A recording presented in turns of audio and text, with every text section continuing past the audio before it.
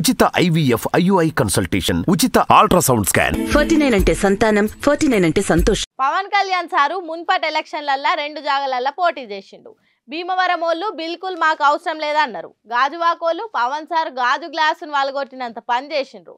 ఒక్క రాజోల నుంచి రాపాక వరప్రసాద్ గెలిస్తే ఆయన కూడా ఫ్యాన్ గాలి కోసమని పవన్ సార్కు టాటా బై బై చెప్పేసిండు. అయితే ఈసారి పవన్ సారు ఏడికెళ్ళి పోటీ చేయబోతుండన్నది సస్పెన్స్ ఉండే.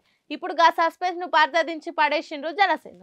పవన్ సార్ ఏ నియోజకవర్గంకి వెళ్ళి పోటీ చేయాలనేది డిసైడ్ అయ్యింది. పోగొట్టుకున్న కానీ రావట్టుకోవాలని పీకే సార్ మళ్ళా భీమవరంకెళ్ళే బిగిన్ చేయాలని బిల్కుల్ ప్లాన్ వేసిందట. పీకే సార్ ఈసారి AK-47 లెక్కన ఎక్కువ పెట్టిన బుల్లెట్ లెక్క పేల్తా అని గట్టిగా ఫిక్స్ అయినట. అసెంబ్లీ ఎలక్షన్లలో భీమవరంకెళ్ళి గెలుపు పక్కా అని సార్ లెక్కలేసుకున్నట. ఇక భీమవరంకెళ్ళి పోటీ చేయాలంటే భీమవరం అని కావాలి కదా, అంటే భీమవరం లోకల్ ఉండాలి కదా. అందుకే జనసేన బుడ్డ లీడర్లు సార్కు దగ్గర సౌలతులతో ఉండే ఇంటి కోసం దోలాడుతున్నారట. మంచి ఇల్లు దొరికితే సార్ వారు పాల్గొంగిచ్చి సత్యనారాయణ స్వామి పోటు పట్టుకొని పోయే కార్యం చేసుడే లేటట. కిరాయి కోసం చూడకుండా కిరాకి ఇంటి కోసం చూస్తున్నారట.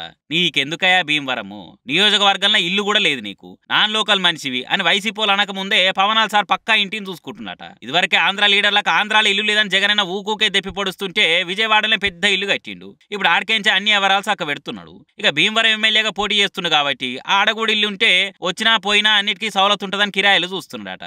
ఏమో గెలిచినాక మంచిగా అనిపిస్తే ఆయన కొత్తిలు కట్టుకున్నా కట్టుకుంటాడు కదా.